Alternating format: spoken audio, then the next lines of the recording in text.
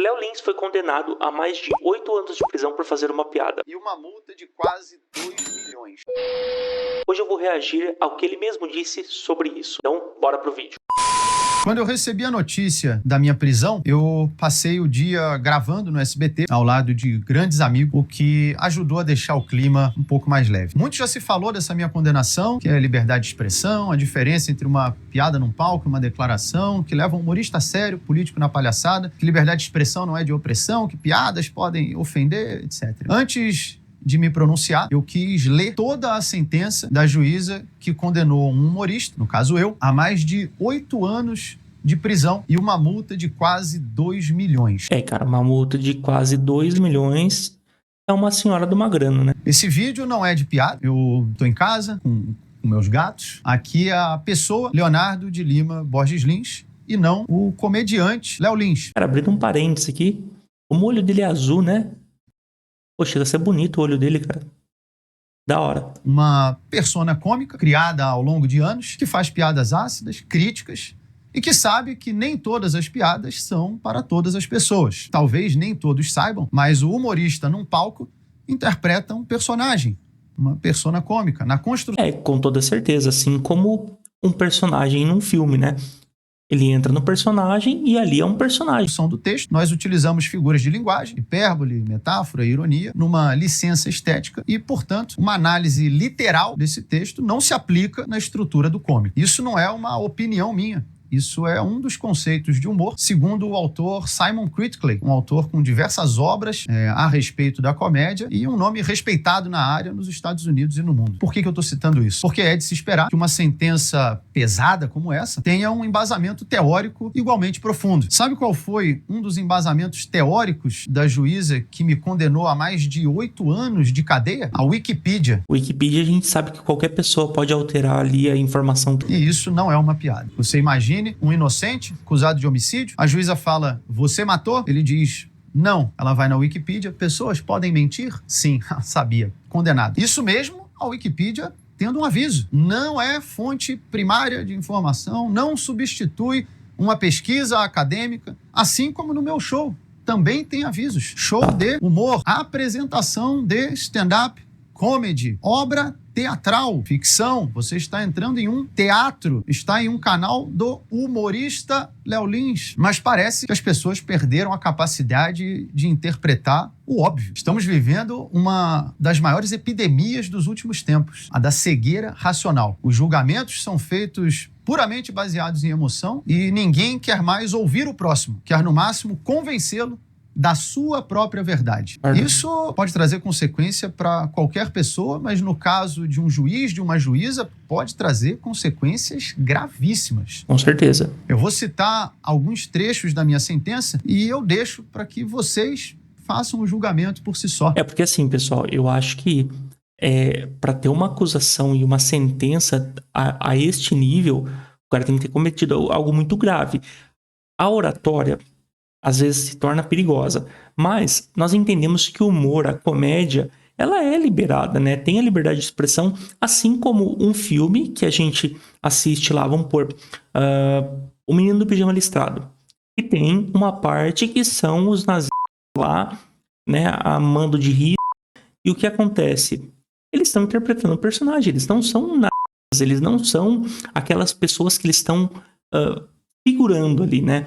Então, não faz muito sentido ter uma condenação dessa, sendo que temos crimes maiores cometidos por aí. Em um certo momento, a juíza fala, apesar de haver texto, edição, cenário, figurino e estar em um palco, parece-nos não se tratar de um personagem, e sim da pessoa a proferir discursos. Ou seja, então, para você entrar num personagem, você tem que usar uma máscara de palhaço, você tem que estar totalmente irreconhecível para que você seja, de fato, um personagem naquele ambiente.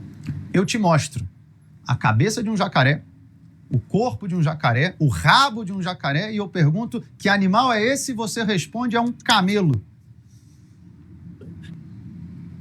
Aí não adianta mais argumentar. Não importa o que eu fale ou o que eu mostre, você já decidiu antes de olhar. Em um outro trecho, ela fala, e por mais que tenha acontecido em um teatro, ao ir para o YouTube, saiu do teatro. Então, a partir de agora, se eu assistir um filme de romance, eu posso processar os atores do filme por atentado ao pudor, porque a cena romântica entre o casal não aconteceu mais no estúdio do cinema, e sim aqui na sala da minha casa. Gostei, Léo. É isso aí.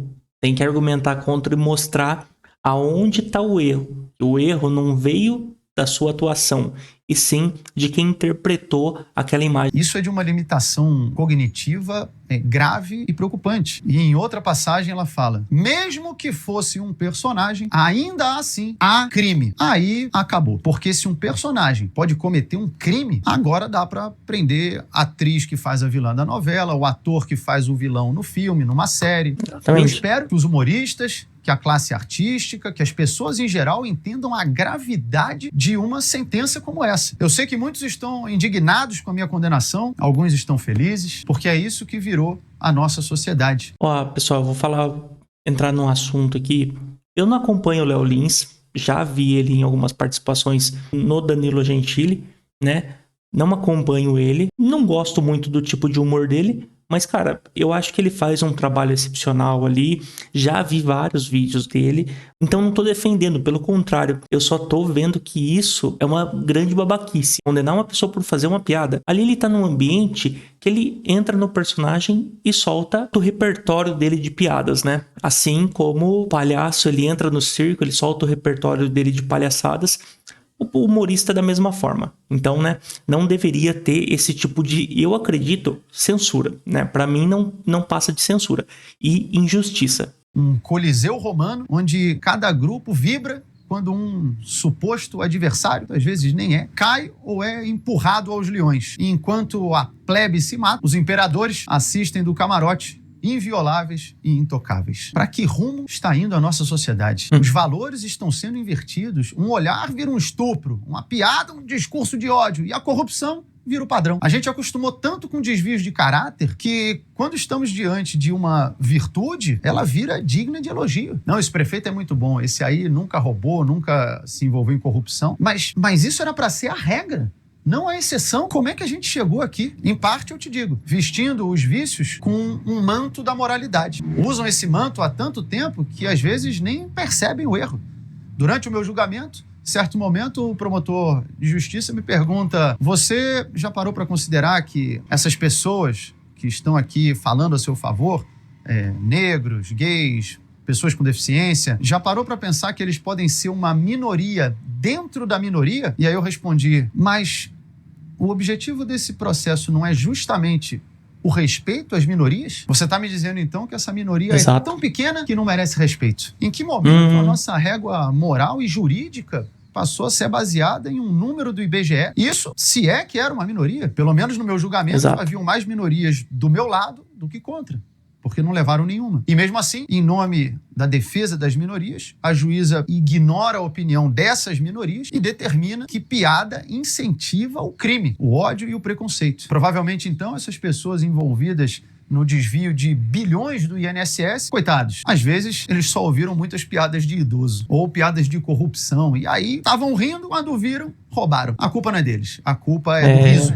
Aliás, criticam também pessoas que riem de determinadas piadas. Como é que pode rir disso? Olha, diferentes pessoas têm diferentes sensos de humor. Mas não, como é que tá rindo? Por que tá rindo? Quando a gente ri, nós liberamos endorfina, dopamina, neurotransmissores que fazem você se sentir bem. Eu não vejo problema nisso. Eu acho mais problemático quando, ao ouvir uma piada, a pessoa, ao invés de rir, reage com ódio. Como fizeram na França, ao invadir o prédio dos cartunistas e metralharam todos. Como fizeram no Afeganistão, onde sequestraram e executaram um comediante por causa de piada. Ou até em violências menores, como no caso do Will Smith, que deu um tapa na cara do comediante Chris Rock. Situação semelhante, eu vivi aqui em São Paulo, parado na rua, tomei um soco na cabeça pelas costas. Tem vários exemplos de agressão de pessoas que se irritam com a piada, mas não que riem com a piada. E ainda assim, invertem essa lógica para fazer parecer que as pessoas que riem de determinadas piadas têm grande chance de cometer atos